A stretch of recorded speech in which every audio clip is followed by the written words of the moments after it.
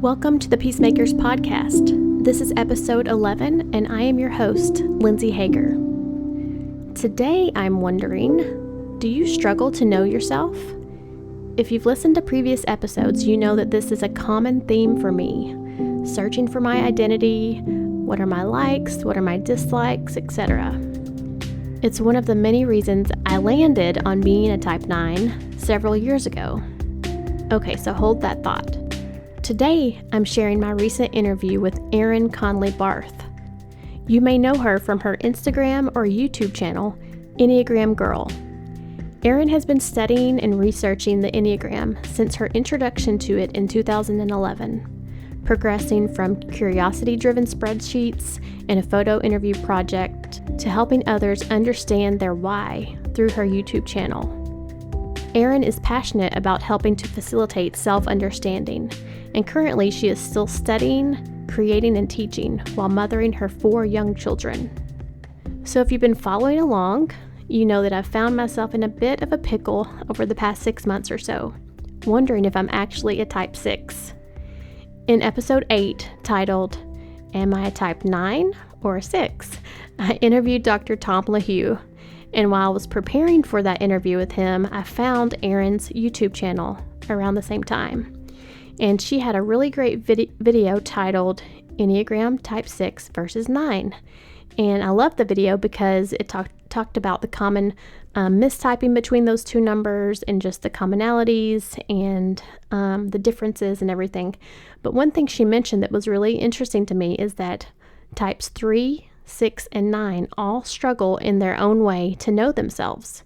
And so I was super intrigued by this, and I reached out to Erin just to pick her brain about this topic. This interview you're about to listen to, it's kind of a continuation of episode 8, because we do talk a little bit about, the conundrum that I'm in of knowing am I a type 6 or a type 9. But don't worry, if you haven't listened to episode 8, you'll still be able to understand what we're talking about here. I do want to point out one thing is that Erin and I touch on some Enneagram lingo such as instincts, subtypes, counterphobic, integration, and disintegration. And if you're a newbie to the Enneagram, I know that some of these words can be very overwhelming when you're first learning. So I've included some links down in the show notes as well as how you can find Erin's YouTube channel and follow her online. All right, guys, thank you all for listening today and enjoy this interview. Well, thank you so much for your time today. Absolutely.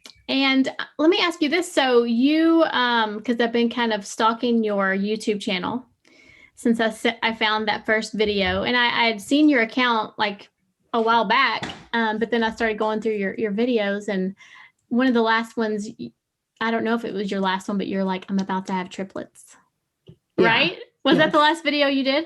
I think I've maybe done 2 since, but yeah, it's funny. I went back and looked at that video recently too, and it was a little surprised. Like I didn't realize how much you could tell my breathing was labored just because I was so huge. How soon after that did you have them? I think that video was at 34 or 35 weeks, and I actually carried them to 36 and then delivered them naturally. And we had actually no NICU time. God was so good to us. And we were able to bring them home on like the second day from the hospital. So that's amazing. Blessing. So are you still doing coaching? Yeah. So I'm still doing consultations on the side. It's so funny you use the word coaching, and like for some reason, I like never think of it that way because consulting was something that kind of just came about for me, just out of my work. I guess I think of myself as more of a researcher. And then people just were responding kind of to what I was putting out there and asking. So just kind of started doing that. But yeah, I'm still doing that just very minimally on the side. But yeah, I've grown to love doing that. And I always laugh and apologize to people that like, I don't see them as a guinea pig, but I learn a lot from it. You started I don't know when you started your Instagram, but I saw videos back from like 2017, 2018, like, so you were kind of like ahead of the big wave of. Yeah, actually very far ahead. I'm almost coming up on 10 years of study. So I was introduced to the Enneagram through a couple at church when I was So yeah, almost 10 years ago, just because they had used it as a tool in their marriage. And I was like very highly skeptical at first, until I started noticing the way it was manifesting like in people I knew and like really seeing that experientially, and started keeping a spreadsheet of like everyone I knew and where they fell, just to kind of like give myself some real life data of like, okay, like how is this? But yeah, and then have been studying since. And so you're a 4, right? I'm a 4 with a pretty heavy 5 wing. Yeah. There for a while, I wasn't sure like which side of that I fell on. And then what about your husband? My husband is a 7 with a 6 wing. Yeah. So it's a interesting combination, obviously, because of the like idealist thing.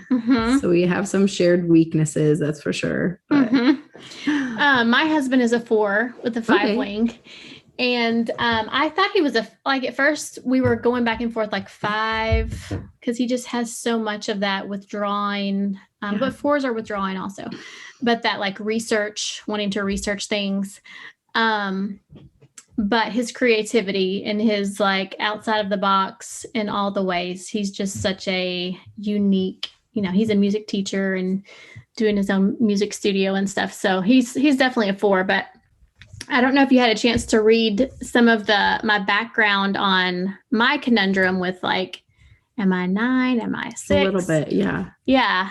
So I started this community in January last year. And, but, have a counseling background, have been very much in the world of like discovering myself and wanting to help others and all of that. And so, I have so many peacemaker, just qualities, tendencies, and even the motivations. Like I just went reading the Peacemaker. I just like, yeah, that's what I do. That's me.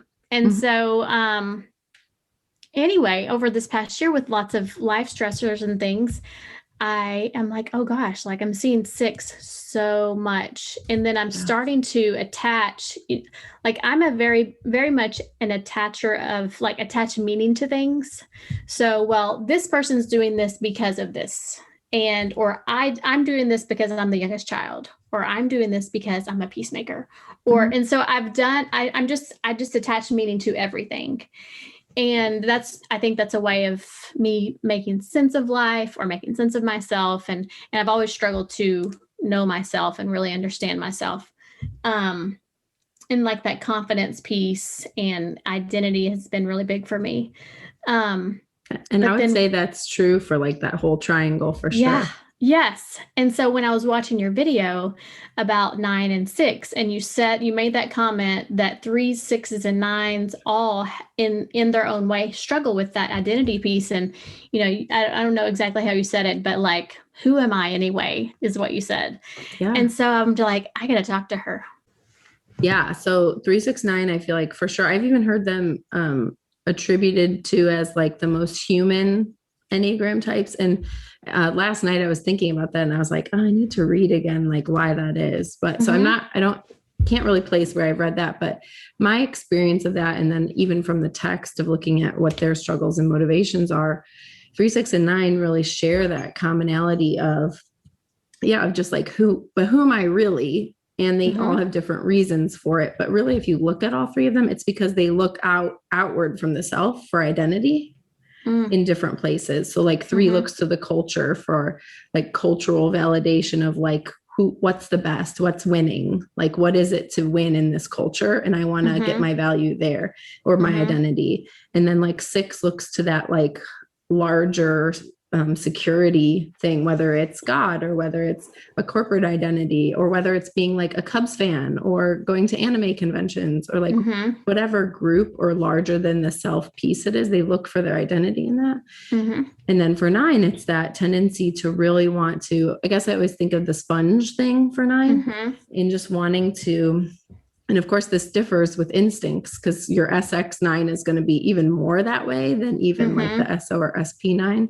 But really just gleaning that identity from those around them and kind of struggling to tap into like, but like, what does my intuition say? And I think that that's even also why we see that kind of philosophical bent with 9, because at the heart, I think once nines are integrating, and I know we'll maybe talk about that later, but like, they really are able to tap into like their own intuition and not really just soak it up from everyone around them. I also know that sixes need to learn to tap into their intuition. So how does that, is that the commonality? Is it the same? Like when you say that, is it the same for both? I think that the motivation is different. So like six is motivated by that seeking of security piece. So again, like the false place they get their identity from is the larger than the self security that they get their identity from.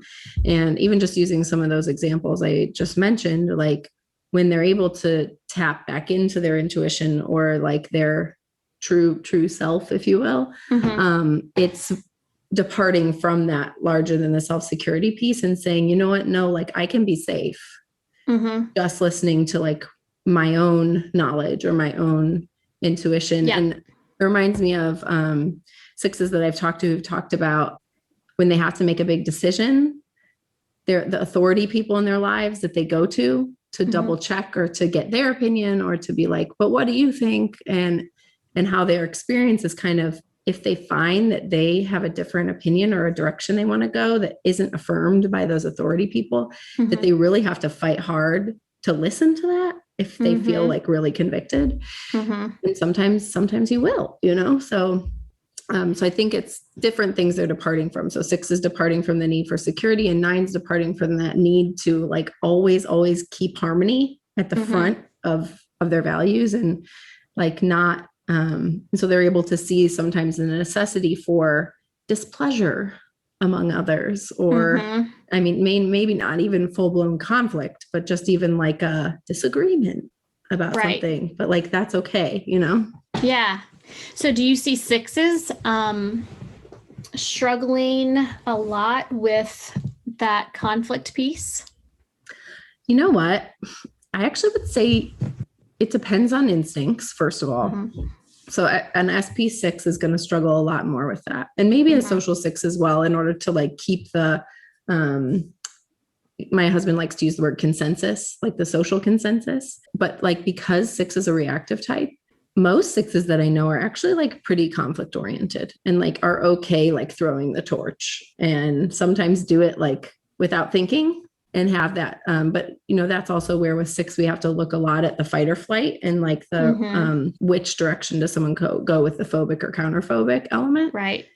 So yeah, I would say that the counterphobic or the SX first for sure are going to be much more conflict oriented. But I think that, and actually my brother is a really good example. He's a six, but he's a Marine. He's probably one of the most courageous people I know. And this is where I think people get six very wrong by thinking that all sixes are like, just like anxiety prone, fear-based, right. You know, I mean, some like the SP variety is definitely more that way, but like my brother's like SOSX probably, and has a strong 7 wing. But he is like, his strategy in order to pursue security is to like, if there's a threat on the horizon, is to like punch it in the face, like immediately. So sometimes I think sixes see conflict as a means towards security. But so again, it's the cool thing about the Enneagram that it really is all based in instincts, not even in like what someone's doing. Or sorry, motivation. I said instincts. Yeah, no, I know what you mean. So, okay, so back to 3. So the 3s are looking to culture to reflect back to them or to kind of like measure up to. So if a 6, and let's talk a little bit about the disintegration and how maybe a 6 in disintegration would look like a 3 and how might that affect their identity piece? Yeah. So whenever I think about disintegration for 6, it's several friends, but also several people I've consulted with come to mind in this really shared trait of focus on image. And so even when you see 3 as an image type, we see that in 6 disintegrating. And a lot of times what I've seen for 6s disintegrating, it becomes like a over focus on, like appearance, on like makeup, on fitness, on nutrition. I've seen a lot of 6s that I've known or worked with really go to that place of like almost turning their anxiety toward and their security focus towards those things of image and towards that, like, okay, like, how do I get the best butt? Like, how do I make sure like my like wardrobe is up to date? Like, how do I win? And so instead of 3 saying, how do I win the approval and love of the culture, 6 disintegrating to 3 is saying, how do I win the security through my image? So, so I think for a 6 disintegrating to 3, it just becomes much more image prone and image focused. And whether that can be a spectrum of things, but okay. And then and let me clarify there. So when we're talking about disintegration, you know, you hear the language, they look like a 3. And when it says they look like, are we kind of thinking about like the levels of health of a 3? Like if a 3 is more like an average range, then the 6 is going to kind of look into that. I'm just thinking for clarity of the listeners and for myself too. Yeah. And I have seen that language as well, the like looks like thing, but I do think, what we're talking about is like average 3. So I guess the way I would see it is like 3's sin patterns. Like I use that term a lot because I think that helps people understand like what component of 3 we're talking about. It is that like pride, that vanity, the tendency towards deceit in order to win. So when we see 6 disintegrate to 3, we do see them start to look a little bit like that in the sense that their pursuit of image a lot of times comes across in a false way. Okay. So like it may come across through like spray tan. It may come across through like trying all the different diets in order to figure out like what I need in order to, feel like I'm winning the approval that will make me safe. And so I think that it has an artificial component, but to me, that's what looks like 3 when I see a 6 disintegrating in that way that pursues image. That makes sense. There is that part of like, it looks like, but I'd say it is the average 3 for sure. Okay. And then what about a 9 disintegrating to 6 in terms of like that image part? So I think that for 9s disintegrating to 6, so actually because we see 9s integrate to 3, the image part I think is actually on the high side for 9. So like the image part comes into play for a 9 when they start to think like, you know what, it's okay for me to like have sort of an individual style. The way I actually usually think about it is 9 stepping into leadership is an integration thing for big time. And it's so beautiful to see a 9 who usually hushes themselves and says, I don't want to like be that loud, annoying person. Like, I don't want to speak up, be able to say, you know what? No, like I have something of value to say. And like, I'm going to like take a risk and say it. And so the image part comes into play there on the high side as well of being visible. So that's positive for 9, that move towards 3 in the image of being visible and of caring for image and knowing that like image is okay.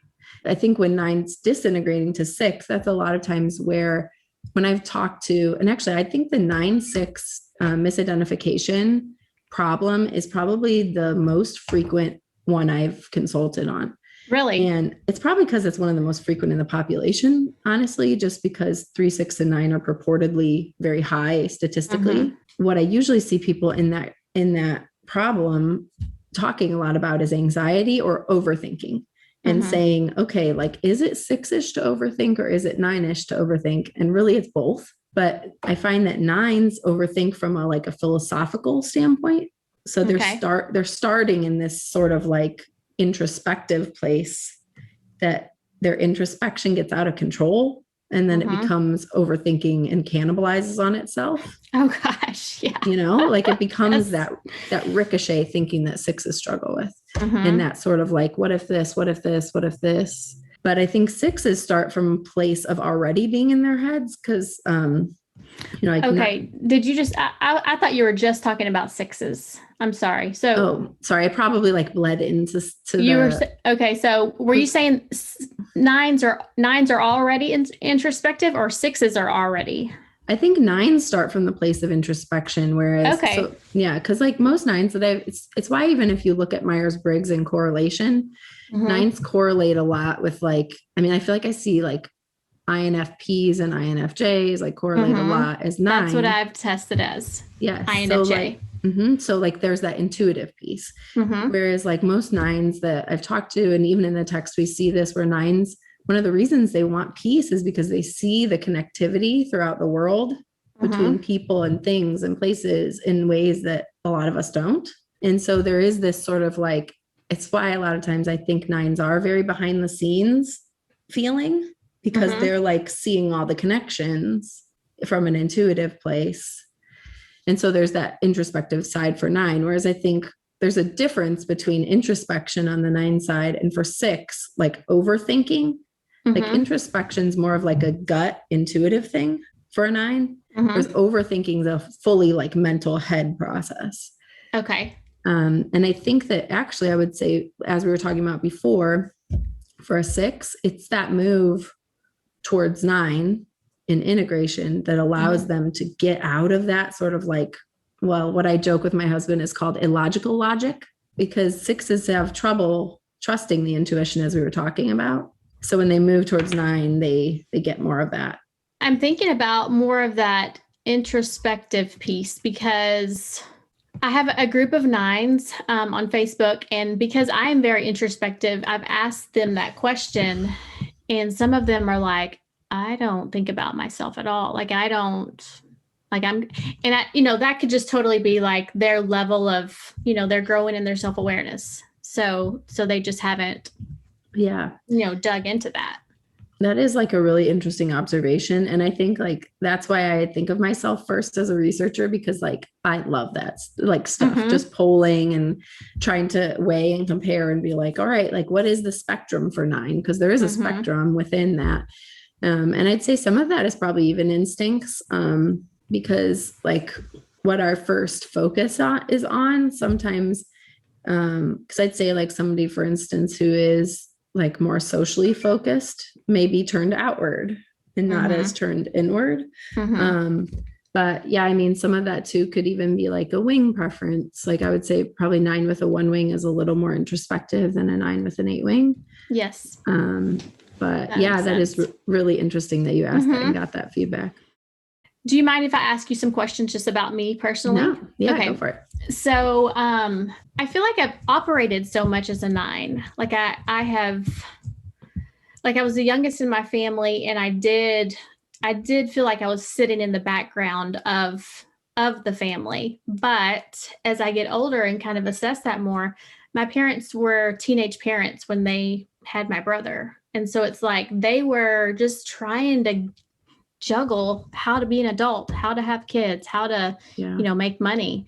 So maybe my brother and my sister both also feel like they were in the background. Maybe we were just all kind of in our rooms doing our own thing. And the piece of the 9 that I attached to myself is, oh, well, my presence didn't matter, or did anybody see me? Did my voice matter? But then there's this very strong safety piece to me that I do, like I've had a lot of fears through the years, and I have like generalized anxiety, and that's more of like a genetic piece. And then I have like a ADHD diagnosis, which many 9s say they just feel so scattered and they can't get things done, and they withdraw from that. And then when I look into the 6, I've become a part of some 6 groups, and they say like some of the same things, because they get so overwhelmed with all the things that they see they need to do. They're just like, I'm not going to be able to get this done. Nobody's helping me. What's the point? Yeah. There's like several things you said that I'm like, oh man. Cause I mean, well, first of all, I'd say a lot of people come to the table in a, identification process with a diagnosis of some sort and ask that question of like, is this outside of Enneagram? Does this contribute to Enneagram? Like how does that apply? And I would say that's just part of the tapestry. Like that's part of the fabric. Like that's not outside of Enneagram. I would say that like when God creates us, that's like part of it. An example for myself, I'm narcoleptic. And like, there was part of me that, when I first started reading through the stuff was like, how does that apply?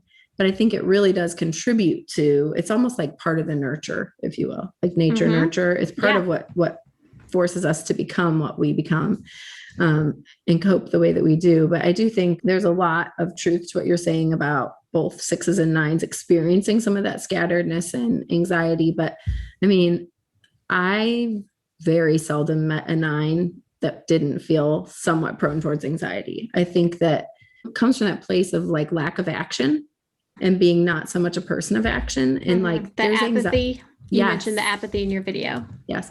So there's anxiety when you have lots of ideas and thoughts because, you know, nine is that withdrawn, in my opinion, introspective person. There's all this thought life, but there's not very much action because of the apathy, that there's going to be quite a bit of anxiety because where does that all go? You know, where does it all go? And like, if it's not coming out and being put into action, it kind of, it creates mayhem in the mind. I actually would say nines probably experience that, that kind of anxiety more than sixes do. I would say that that's like a specific brand of anxiety, but like, I think sixes tend to be more on the this or this anxiety, like roots are in the indecision because they're going back and forth between the security, like the authority piece, and themselves, and saying, do I choose this or do I choose this? And like, am I going to have safety from this entity or this society or this trend or whatever?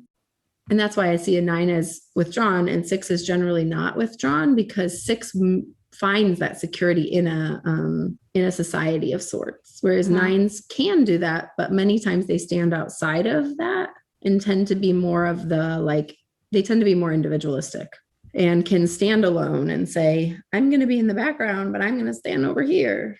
And it is sort of that example too that's given of nines anger or stubbornness manifesting in the like boulder in a stream. Yes. That just sits there, and they're not going to aggress anyone, but they're not going to move either. And so I do think that tends to be like a huge difference too in that what that anxiety looks like is that the six's anxiety is over the society and fitting into it and feeling like they have belonging, and they can look to the right and left and say, oh, you relate, I belong here. Whereas nine doesn't crave that as much. Okay. So I have a question about three, and then, so I'll go with that first. So what does disintegration and integration look like for three? Yes. So three, starting in that like core sin pattern of deceit, and what I really think is more like self-deceit. It starts with self-deceit and that belief that if they don't win, they have no value. And Enneagram has given me so much compassion for threes that I didn't used to have. It's in that mentality of realizing that they really feel like they have no worth if they fail. So when they do, though, oftentimes, like when there is a failure, there's that disintegration to nine, where they bench themselves and they say, this is too risky to lose my value entirely. I'm going to sit on the sidelines and I'm going to do what's safe. And I'm going to just do a little bit. And I'm not going to do like, cause you know, the sort of average health three is like out there, like doing it, getting it, achieving it every day. And when they do, when they have some sort of big failure, usually I've seen this where they just reel back and they're like, okay, I'm not going to stop looking good. I'm not going to stop like presenting the image that I'm all together, but I am not going to risk it like I used to. And then there's that apathy piece. So they're just sitting, pulling themselves back. Yeah. And there's that, I think it's just less, I think too, you can see that less lack of extroversion when they're in that stress place. The extroversion kind of dials back. And whereas, you know, it's the opposite for nine, whereas when nines are in a healthy place, they tend to like not be as afraid of being more social. But then three, when they're integrating towards six, they're able to use that gift that they have in order to know. So like, I always see the gift that three has is knowing what people want. And it can kill them though, when they decide that they should always give it to people. And it's beneficial to them when they can say, I'm going to use that gift of knowing what people want, not just to benefit myself and like my own, like to look out for number one and my own like prowess, but to use it to benefit the group and use it to benefit. And I've seen threes do this with like their family. I've seen them do it with like their corporate environment. I've seen them do it with like a non-for-profit but it's so cool to see more often than not. It really is like a literal switch from I'm using all my gifts of achievement and charm and knowing what people want to benefit me and my image, and turning that and saying, I'm going to benefit the image of this group. Yeah. And care about people. Now, whenever people are integrating, whenever they're becoming more of who they're supposed to be or kind of living into their fullness, however you want to say it, are these movements, because I've listened to Beatrice Chestnut talk about, some of these movements are just unconscious. It's just happening. It happens throughout the day. We may be in the 6 space and be very much all or nothing thinking. And then we're kind of back. Like, I think I get a little bit of the levels of health and then the integration language confused. Do you think that when a person is integrated or integrating, it's more like they're maturing, like they're becoming more of that and they're able to stay in that place more often? Does that make sense? I think that's actually like a really commonly asked question, and it's such a good one in that I think normally I would say it's kind of like being in traffic. If someone cuts you off, you may drop a few health points. Like it's not like you're just like I'm Mother Teresa, I'm going to be that way for like weeks on end, like it's not, it's much more human. And I think that's why I do prefer that perspective of it being about sin patterns, because like if we think about the way that like our flesh controls us and our flesh rises up against any sort of progress we would make, it's that constant battle. And I do think that some of it is unconscious because as we, like to point out too, like you can't just be like, okay, like I'm a 3 and I want to be healthy, so I'm going to just like study 6 and try to be a 6, like it doesn't work that way. You can't do that. Right. But, so the unconscious piece is definitely that piece that I think comes into play when we're just like doing healthy things, like being involved in like community with other people who want health too, and who will like hold us accountable, or when we're just like pursuing health, it unconsciously produces this growth. But I do think some of it may be once we are already growing that we may discover like, oh, I'm growing, and like here are the things that are making that healthy for me. So like for a 9, it might be a 9 who's progressing and realizes it, or maybe other people are calling that out in them and being like, hey, like I love that you stepped up and shared and didn't hang in the back, that they may take note of that and be like, oh, like I need to keep that in mind. Growing in that confidence.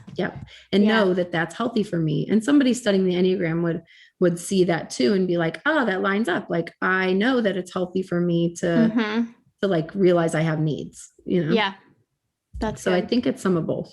Okay. So I often say if I am in that 3 space, so let me rewind just a second. When I listened to, Enneagram and Coffee, and she talked about Sarah Jane Case, she talked about the soul child theory. She had an episode on that.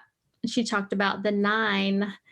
It's like they have this, she said, itty bitty 3 that's inside of them that like always wanted to be acknowledged or was waiting to come out. Or she just kind of talked about that inner child that maybe we were more like a 3 when we were younger.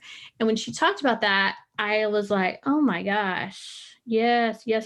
Because when I do see myself in the 3 space of achievement, being recognized for something, people saying, good job, keep doing this, I'm like, it is something like something's coming alive. But then I know on the 6 side of that, there are times, if I'm a 6, if we'll go there for a second, if I'm a 6, I can find myself very much trying to pursue something so hard that I get tunnel visioned. I'm just like, I got to get this done. People are expecting this. And if I don't, then I'm a failure. And I literally can see myself being either an unhealthy 6 or a healthy 9 at any given time. Like, when 9s are integrated and they're maybe pushing themselves too hard, do they come to that space of being like, I'm about to burn out, or I got to pull back away? Like, is this something that you've experienced? Yeah, I think that the question that popped up in my head as you were talking was like, why? Like, why? Like, why are you thinking that? And why am I thinking the failure part or the... So when you were saying there are times that you pursue something doggedly to the point of to the point of craziness where you like have to get it done and you feel crazed by it, or stressed by it. Yeah. My question would be, why are you pursuing it so doggedly? And that 6 and 9 would have different whys. I'm pursuing, like, I just have this desire. I feel like I have a lot to give and a lot of ideas to share. I just don't know how to get them from here to out there. And so I just, it's like I'll go from 0 to 50. All of a sudden I'll have too many things on my plate. And then I'm just overwhelmed with all the things I have to do. And if I can't get them done, then I feel stressed. I feel stressed. I'm going to disappoint the people that I've committed to. I was going to say, you started to say when you were first explaining that, you started to say like, oh, I can't remember how you phrased it, but you said like, I'm going to let people down, or like people are going to be. So I do think like a lot of what you're describing sounds more 9 to me. Like, I know this isn't like a typing consultation, but a lot of what you're describing sounds more 9 to me. Even the struggle you just described of getting ideas into fruition. But I have known some very, very highly creative 6s as well, who honestly probably are more productive people than 9s. The 9s I've known who are highly creative people. But that's generally, I think, because 6s tend to be such, like, there's this part of 6 that is like, it's like that loyalistic piece of like being such a hard worker and so devoted to whatever their commitments are or whatever they've said. And I think that 9 is not as much that way. Like 9 and 4 I was just thinking like, it's probably not helpful for you to have a 4, 5 husband like in that space, because like he probably struggles with that too. Yeah. But when 9s, I think, are pursuing all the tasks or getting all the ideas out into the world, it becomes a little bit harder, I think, to feel the dedication to the task. So yeah, I would say that. Yeah. A lot of times I'm like, why am I even doing this? I really just want to be like chilling. I know I have something to give, but can I just do it just occasionally? Yeah, no, totally. And I do think that's more 9 than it is 6, because usually the reason, and again, it depends on like where the person is in their like health process, but let's say average 6, it's usually because it has something to do with maintaining their place in this like society is so the wrong word, but their place in the, so I keep thinking like, okay, if they're like part of a book club that they're doing something for, they're thinking like, I find security in this book club that's been part of my life, and like I don't want to let these people down. So they're very cognizant of that, like I find security in this, like sometimes that's a good point, because like sometimes they're not, but I think like when we start talking about these things, most people I've consulted with, when I put it in those terms, generally they can be like, oh my goodness, like yes, that's my like Formula 1 fan club that I'm part of, that I've been part of for like 10 years, or like even just being a Formula 1 fan gives me security, because I feel like I'm part of I'm going to use the word society again, but I think like 9, because, and this hits on what we were talking about earlier, because 9 stands alone a lot more and isn't part of a society as frequently, perpetuating those goals and that vision is a lot harder. Not that they don't have community and people in their lives, but because it's usually like an individualistic idea or an individualistic like pursuit, whereas the 6's ideas and pursuits often are part of like something that's already going on. I would say 6's don't generally like spearhead things as frequently. Not that they can't. I always try to disclaim, like, anyone listening to this, if you're a 6 who's spearheaded something, I believe you. But like, but I think it's less common. Usually they go to like something that's already happening and then do a project or a thing to contribute to it. The social 9 might be an exception to that, because they want to contribute to the social environment. Let me ask you this last 3, 6, 9 question. Okay, so I really usually just talk to the 6 and the 9s because I'm self-absorbed. No, because I don't know if a lot of 3s are overthinking this the way I am and overthinking it the way 6s might be. Is that a true thing? I think that 3s do overthink some things, but not to the extent of 6 and 9. Yeah. Sure. Okay. So, if you were to give 6s and 9s your best advice of how we can utilize our arrows, what would be kind of like your 6s? You need to do this more, and 9s, I just want to see more of this from you. Yeah. Yeah. I would say that, like, we spoke to the 9 of this a little bit earlier, so I'll hit that one first, which is, just really trusting that internal world enough to let it out, and being willing to risk being embarrassing, or like, it's a phrase I hear over and over from 9s, which is like being obnoxious or being like that person who talks too much. They don't want to be that, right? Right. So yes. I'm like, okay, be willing to talk a little bit too much in order to share your inner world with people. And of course, like within boundaries and within trusted spaces. But like, whenever I see 9s do that, it pays off so much. And I think the more we all, no matter what Enneagram type you are, do the things that are hard and scary, the more you do them bigger, because you're like, oh, like that wasn't so bad. Yeah. And it feels good. You're like, oh, it's nothing broke, nothing shut down. Nobody hates me. For sure. And then 6s, I would say, I've talked to a lot of 6s who have said that writing or journaling helps them a lot with just brain dumping when they have like so much like noise going on in their minds. And I would say too, like trusting yourself to deviate sometimes from the opinions of those people or that person in your life, like say it's your mom or your best friend or whoever, like trusting yourself enough sometimes to say like, oh, like I really wanted the blue pair of shoes, not like the red pair of shoes. And even if my mom likes the red ones, and you know what, this probably goes for 6s and 9s, which I know doesn't help our subject at hand. But yeah, just trusting the intuition. And I think for 6s too, a lot of times that means stepping away from the subculture that they're really involved in enough to look at themselves.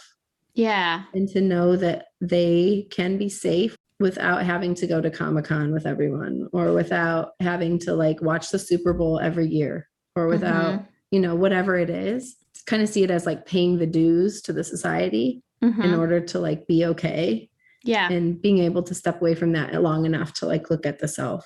I want everyone to know how to find you. And your life is crazy right now, right? You have like 4 littles, you have 3, you have triplets, and then you have a newborn, but you're the Enneagram girl. And so I know people want to know about you and how to find you. Yeah. And you know what? I love it's why I'm still studying the Enneagram, is because it's so fascinating to me. And as I said, like coaching is not my first hat, but I have really come to love doing that and walking alongside people to kind of, I always like to say, like, I know the Enneagram and you know you, and like, we can talk about it. And if that helps you, and I found that it really does help people a lot. So, you can find me on Instagram, as you mentioned earlier. That handle is enneagram.girl. And then my email is enneagramgirl@yahoo.com. I do also have a blog that's still active on WordPress. I don't add to it right now. As you said, like triplet 2-year-olds doesn't make for too much of that. But I'm also on YouTube. YouTube is kind of, I think that's where you found me, you said. Yeah. And that's where I think most people will find me. So, and I like your little song. Oh, thanks. Yeah. It's been really funny, the varied feedback I've received about that. I never thought that would be such a focus. That's funny. I was just like, I need some sort of thing to go with this. Well, I'm married to a 4, so I know exactly. As soon as I saw your videos, I was like, yeah. I showed my husband. I'm like, look, this is you. That's funny. That's so funny. So anyway, awesome. I hope you have a good day. Thank you so much.